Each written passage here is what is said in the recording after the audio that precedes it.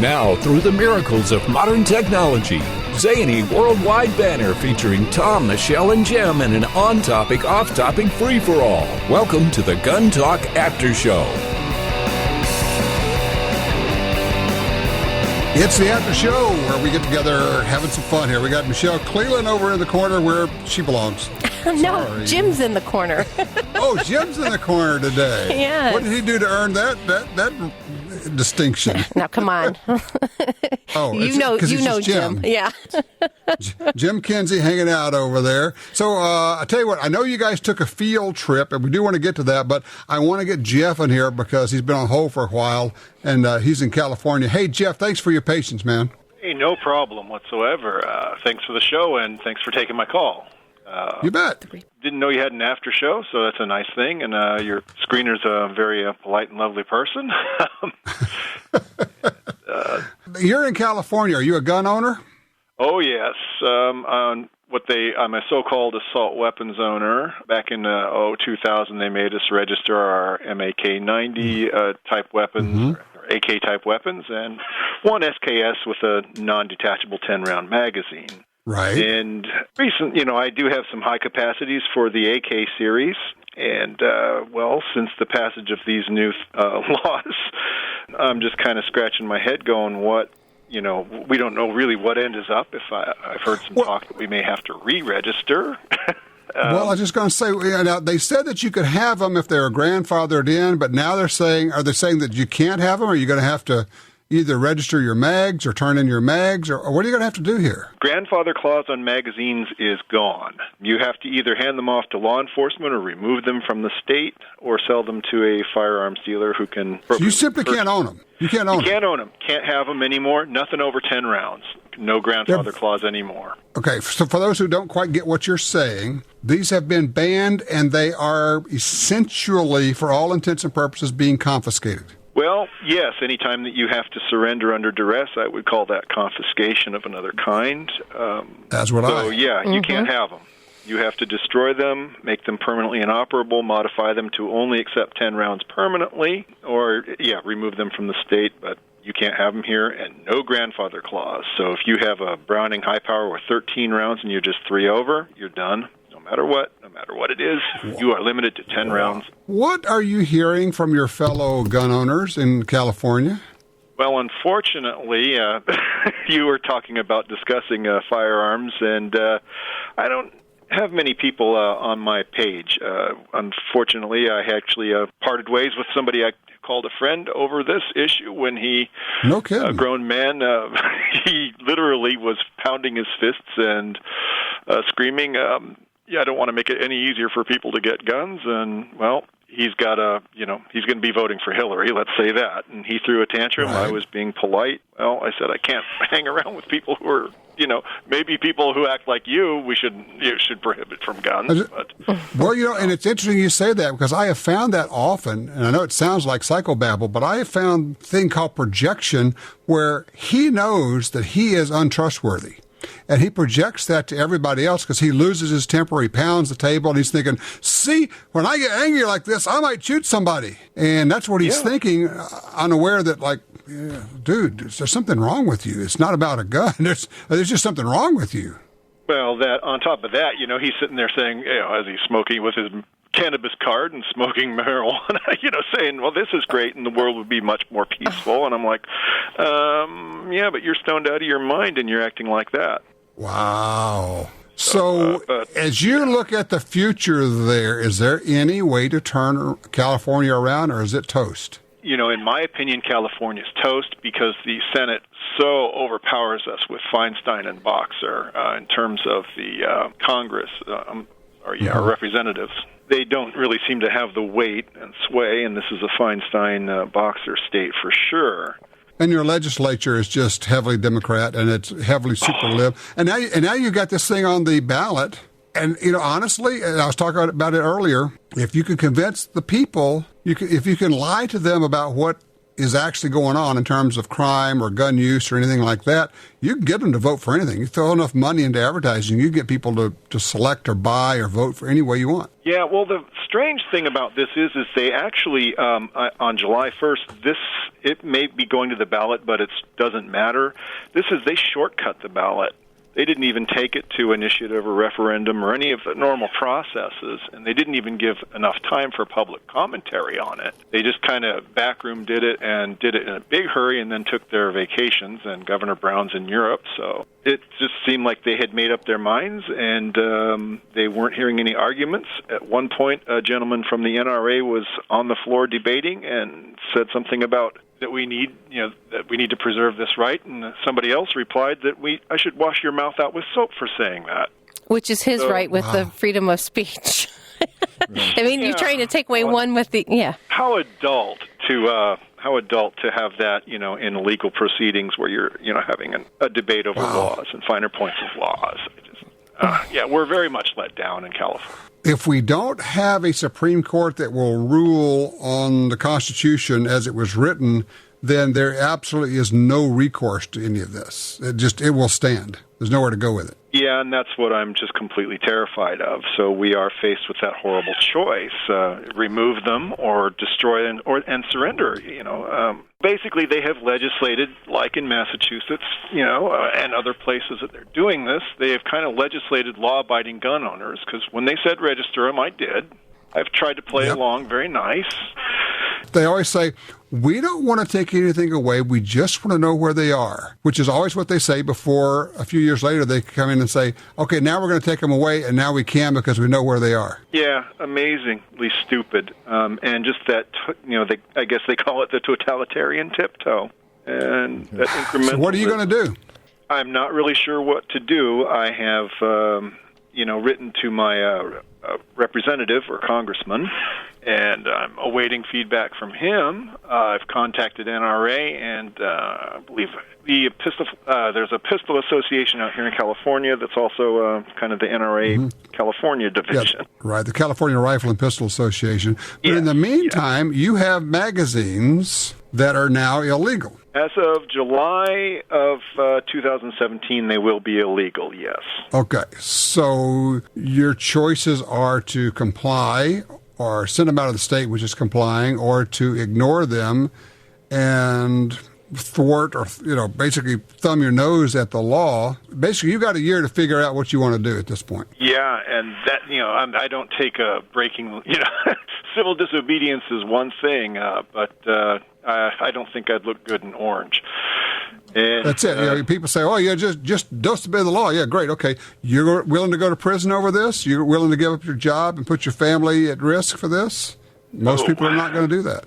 So it's funny. The friend that I had the meltdown, he said, if it means putting on my big man pants for us to be a little safer, then I have no problem, letting up on these rights. It's like, oh no, founding fathers would be rolling in their graves.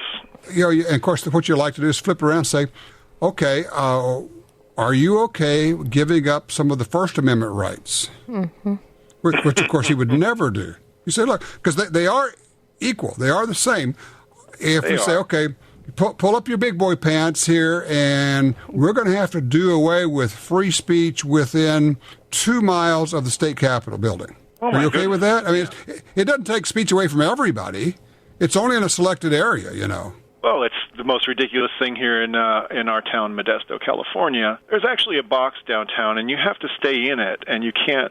It's a painted line on the pavement, and if you leave the box to go and make your case to the public, you're in trouble. They can write you up. It actually is a free speech zone. Amazing. Yeah. Well, there you go. You have a year to make your plans. I would suggest that U-Haul is one of your options. That's what we keep saying. We just have to move, But eventually, easier said than done. There's going to be where are you going to move to if, say Hillary gets her way? If Hillary gets her way, there's nowhere to go because this will be a national law. And for those of us, and I've been telling people, look, I don't know when it's going to happen. I don't know if they'll grandfather, but if you don't have lots of magazines now, you should be buying them. In this case, it didn't really matter. You complied with the law, and then they came back and said, yeah, you did, but that was then. This is now. I don't owe you anything, and what you have now is illegal, and you're going to have to get rid of it. Hey, Jeff, can you help me out here? Yes, sir. Can you tell me, you may or may not know, do you have any idea how many of the registered felons with illegal guns in California went ahead and registered their guns? That is an argument that I consistently make, and you could never get a reasonable statistic on that. No. None of them would probably really? be the number. Zero. That should make your buddy feel safe. Huh? And my local jeweler says, well, criminals, they tend to suffer from, trace metal deficiency. Yeah, which can be easily rectified. Yeah, lead. Yeah. Of course, when you then explain to your friends, say, you do understand that it is against the law to require criminals to register their guns or their magazines. It's actually, the Supreme Court has said you cannot compel a criminal to register his gun because that would be self-incrimination. Yeah, Fifth Amendment. You go, what? There you go. Yeah, well, look, I don't know. We're going to keep following this. I don't know where this is going to end up. And I can hear it in your voice. I can feel the sense of betrayal, the frustration, and not just a little bit of fear, frankly. It's terror. Pure terror. It's horrible. And it's funny how the argument with my friend was going. He keeps saying, I said shall not be infringed, but he says, yes, in a well-regulated militia. And I say, well, then by whom? But yes, it is terror for those of us. We have to give up our property, and it just sort of makes you feel like the cage is closing in and the pen's getting smaller. California. And it's not, it's not the end of the world per se, but I have had these things for years without incident. Most of the people I know that have owned guns, the only time something bad happened is when they didn't follow the rules. Well, and you look, and I'm sure you tell them, look, I'm not a problem, and the people who are a problem are not going to comply with this law, so there will be no net difference in terms of crime. None. I think it'll go the other way. The law-abiding citizens don't have guns. The crooks are going to go, hey, field day. Exactly. And another problem is when you start creating this kind of disdain for the law, they said that the backlash could be people actually will not obey the law and actually stop respecting the law in general as an institution if they become disenfranchised and feel powerless. That they will stop respecting the legal system. Absolutely. When they have in essence, an immoral law, people will choose to disobey the law, and then they lose respect for the institution and those who enforce it. Jeff, look, we got to run. I appreciate the call. I feel your pain, man. I mean, I really do. I don't mean that in a Clintonian way. Maybe I'll call back another time to field some questions on best bang for your buck in terms of just an all-around, good hand. Absolutely. Yeah, and, spread the word. We're on live in a lot of places. Guntalk.com, you got a whole list of stations right there. Okay, yes, and we're KFIV out of Modesto. But, Tom, thanks for taking my call, and thank you all. Have a great day. Take care. Take care. All righty. Tell you what, guys, let's take a quick break, come back, and then we're going to get you guys your field report, a range report from Camp Perry and the National Championships. Be right back.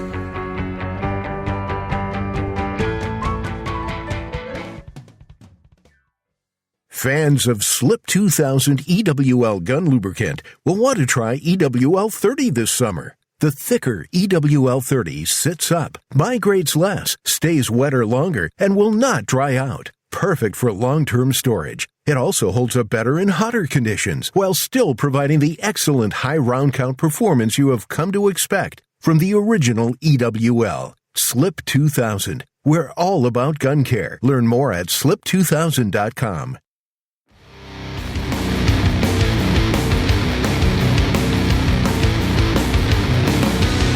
All right, we're back, and we have Jim and Michelle, who you guys did like a National Lampoon summer vacation trip, didn't you? Very similar, yeah. Was it being videotaped? I think it was live feed.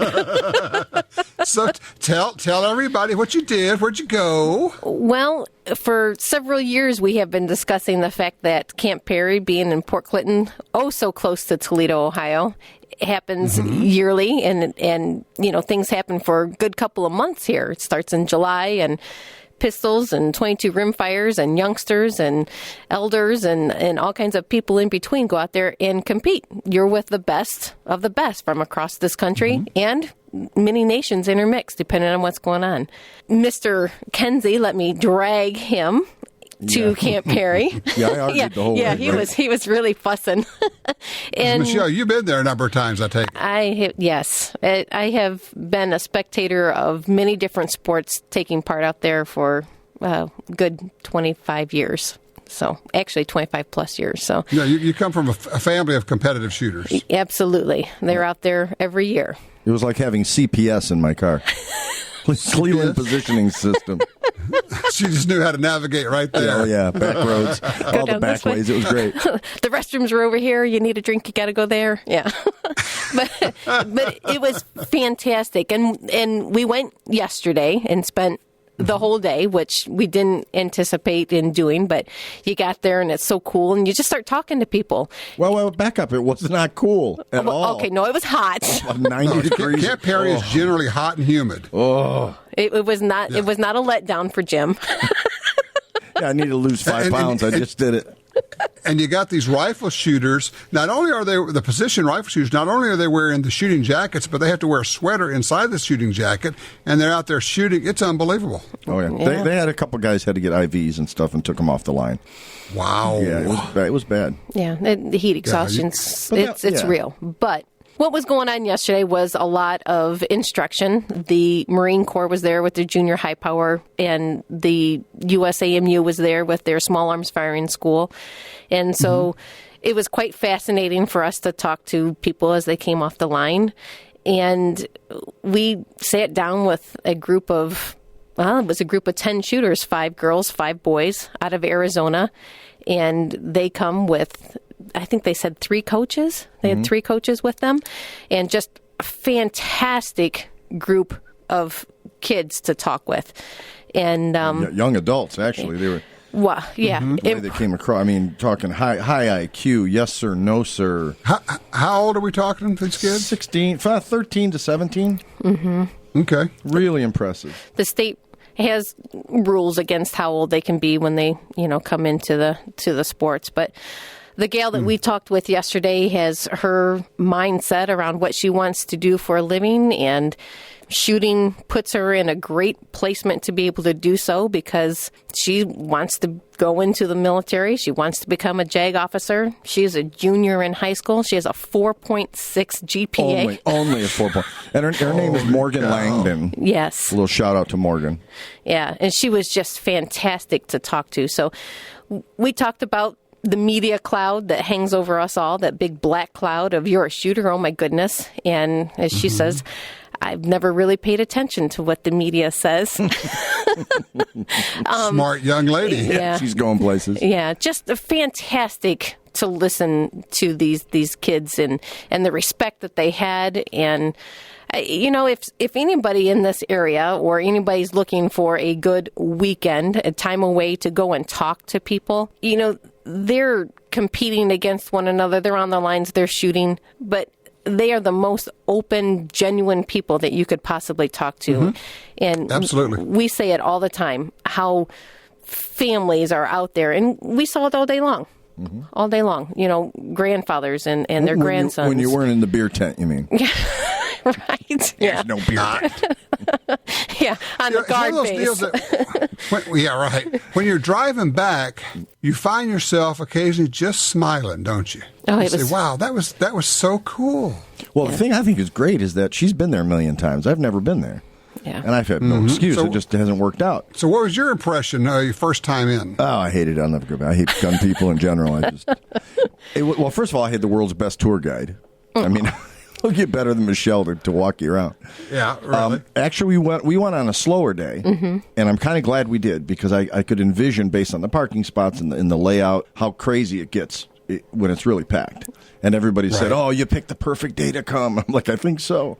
It was amazing. I mean, 1,000-yard range was awesome. And the biggest thing was meeting the people and talking to them on the way back. Because like Michelle said, everybody was polite. And these people have been out there for 7-8 hours in direct sunlight. And they're coming back. You expect them to be irritable or whatever. Grumpy. Grumpy, yeah. None of them. They're, "Hey, how you doing? Gun talk. Cool. What's going on?" Like, "You guys want to get a bite to eat or water and then we'll talk?" No, we'll talk with you right now. Well, okay. Yeah, you can go take a shower. We'll be here. We'll wait for you. No, really. No, but, they didn't care. They're excited. They come off the line. And it's like, "Oh, what's your favorite shooting position?" And believe it or not, this gal was like, "Offhand. I love the offhand." And it's like, well, that's what people hate the most. That's right, because it's so hard, But, with that attitude, she's going to do really, really well. Yeah. Oh, yeah. She shoots, I think he said 485 cross-course averages. Yeah. Oh, that's tremendous. She's, Holy cow. Yeah, she's a teenager. She's 16, 17 years old. And by the way, happy early birthday to her, because her birthday happens at Camp Perry for the last 4 years. Yay. 17. Well, here's the deal. Okay, she's 16, 17, so very possible for her to be on the U.S. shooting team next Olympics 4 years from now. And very possible. And as she had said, she's done small bore. She's done the air rifles. She just has settled into the high power. She just absolutely loves the 223 platform. She got her first gun last year at Camp Perry. For those who don't understand, by the way, she's shooting one of those awful black rifles, right? Yeah. AR stands for assault rifle, doesn't it? No, I'm thinking it's a modern sporting rifle. Actually, in this case, it really is a military-style gun, because the national matches are about military-style guns and shooting originally, and they're shooting ARs out at 600 yards over the course. Across the course. That's right. Yeah, up to 600, and then they go 308 for 1,000. Yeah, typically for 1,000 yards or more. Now, Michelle, your husband, he shoots every year? He has not these last couple of years, but yes, up until a couple of years ago, he has been out at Camp Perry every year. Now that we have been heavily discussing, because he wanted to get out there this year and it just didn't work out. We have too much going on, physically, right. But which it drives him crazy. He's not there. Oh, yeah. We when he's out there and he hears all those shots, and he's looking in the scope and he's given sight adjustments and what they should be doing. Of course, no one can hear him. He's like, "Oh, I want to be pulling the trigger, not watching them do it." But it is just a fantastic opportunity to go out and see what kind of respect and discipline. And believe it or not, people who come out of these sports, people know that they're reliable, disciplined, well-mannered people. And I can't say enough about what we do. It's incredible. We're talking about shooting at Camp Perry. It's the national championships. It goes on practically the whole summer, it seems like. Yeah, it's long. It's 3-4 weeks. But it's in, how far north of Toledo? It's east, probably 40 minutes east. Yeah. Right on Lake Erie. 40 minutes east. Okay. As a matter of fact, over the 1,000-yard berm is Lake Erie. Yeah. Winds? Holy cow. That was the thing that Jim was like looking down at the 1,000-yard line. He's like, "Okay, I can see the wind flags. Where's that breeze?" Well, the other thing is, like at the 200-yard mark, you see a windsock blowing one way. It's different at 600, and it's different at 1,000. You got to take all that into consideration. Oh yeah, and different from left to right. Yeah. Yes, and that's the whole deal. That's anybody can figure drop. They just dial that in. That's not a big deal. It's who can read the wind, and then you learn to look through the scope, the spotting scope, through the mirage. And you're reading the mirage, and it's moving. And you're actually changing. Here's the thing: people don't understand. You're changing the focus where it gets further away or closer, so you can see which way the mirage is moving at different places. I mean, there's a whole art. I wouldn't even call it science. It's like an art to learning to read mirage.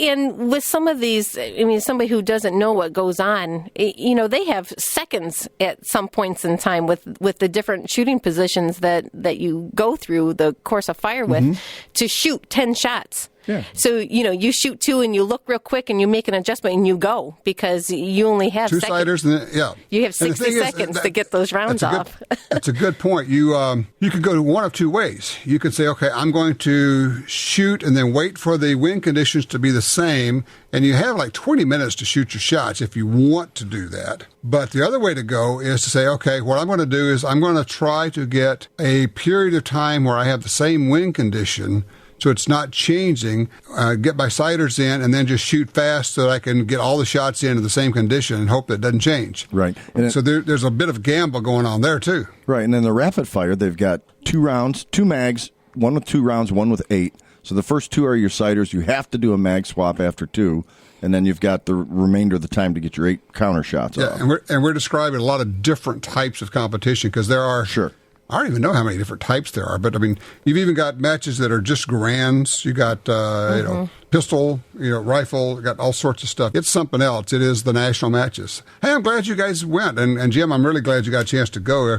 You ready to get your rifle and your coat and get out there and suit up with a big old heavy coat? I did learn the exposition. Is that what it's called? The Olympic cross. The Olympic cross, the Olympic X. I asked her on the way home, I said, is this something like even somebody like me could shoot in? She said, you'd be wasting your money, but yeah, you should go I did not say that. So I said, no, we got to talk Tom into doing a remote from here next year. There you go. That's what we're talking about. Anybody that's interested in this, go to a website. It's the word THECMP.org. CMP stands for Civilian Marksmanship Program. So it's thecmp.org. And oh, by the way, I'm going to be going to the new CMP range in Talladega in about a month. Mm-hmm. Yeah, we're going to go down because this is supposed to be like super state-of-the-art range. And it's also pretty close to the Talladega Raceway. Oh, darn. So once we're going to do that, we're going to go over and maybe drive a pace car. Are you sweet?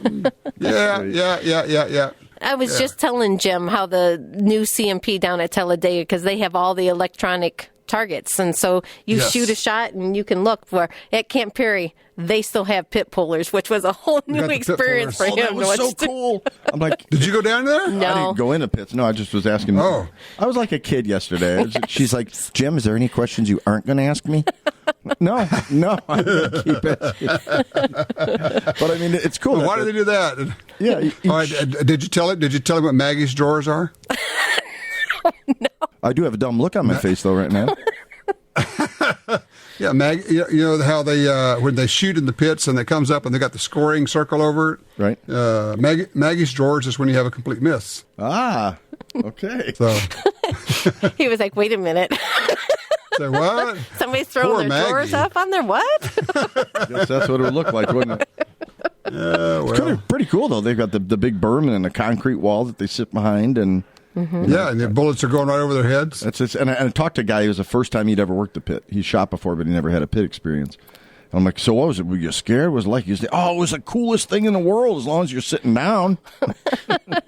Yeah. Well, and the other thing is when you're pulling targets in there, you need to be able to move those quickly for somebody who's trying to get a lot of shots in a hurry. Mm-hmm. You got to get that thing marked and get that target back up there. Right. There's a whole thing going on there. So it's fascinating. Well, I'm glad you did that, Jim. And Michelle, thank you for taking him out and exposing him to one other shooting thing. This is very cool. Yes, it was awesome. I hope they get him out there again.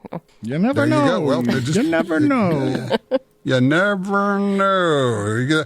And you never know who you're going to see walking around. Of course, one of the things is if you don't know the players, the guy who just walked past you may be an Olympic shooter. He may be the national champion, or even better, she may be the national champion because they shoot head-to-head there. That's right. Yep. It's awesome. Yeah, it's just shooters. It's not his or hers. It's just shooters. Yeah, I didn't see any egos there at all. The people we talked to, I didn't see anybody with big head and there are other people just shot helping good. Yeah, and they're complimenting their competitor. Oh, nice shooting, helping each other out. Yeah. Yep. Well, you know what the thing is, you can't do anything about your competitor in shooting. All you can do is do what you can do. Right. That's right. And so it's not like I'm going to play defense or anything.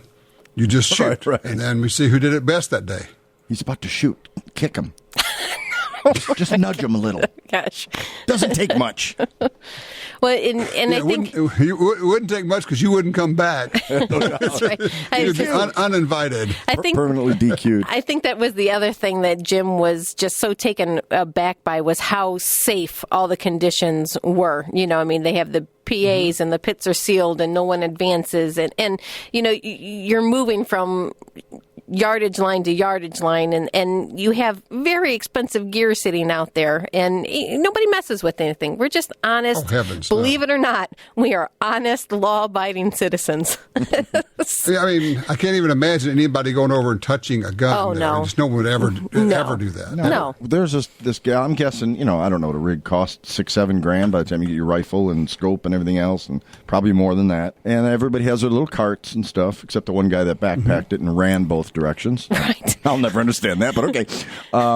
And she, it's a mental defect. Yeah, she left her stuff, her full rig, whatever it was worth. She left it under a tree and came talk to us where we thought would be a quieter place. And she was gone 15, 20 minutes. She didn't leave anybody watching it, nothing else. Came back untouched. It's like I always tell people. So look, we take a TV cruise out to gun site, and we'll be shooting. We could take a break for lunch. I said, well, can we leave our camera gear here? I said, trust me. Yeah.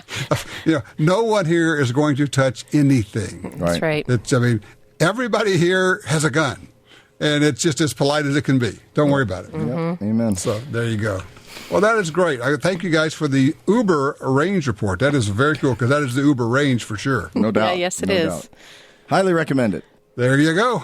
All righty. Well, you guys have a great week. I'm going to go do a little more shooting, and we're also gearing up because not this coming week, but the following, we're going to be shooting the video for the next season of First Person Defender. All right. Cool. So that's going to be fun. Oh, yeah, and tomorrow night, if you get the Sportsman Channel, tune in because we have really cool video of making guns, forging steel and melting steel and casting it at the Smith & Wesson and the Ruger plants.